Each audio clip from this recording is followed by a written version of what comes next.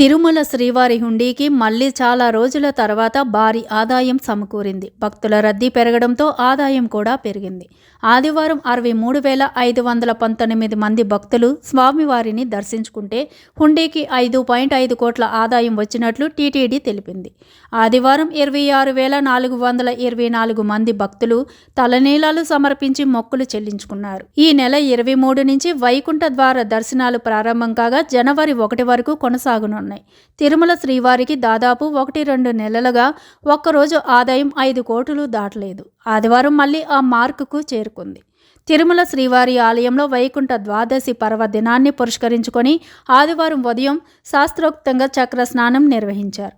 ముందుగా శ్రీ సుదర్శన చక్ర తల్వారును శ్రీవారి ఆలయం నుండి శ్రీ భూ వరాహస్వామి వారి ఆలయానికి ఊరేగింపుగా తీసుకొచ్చారు.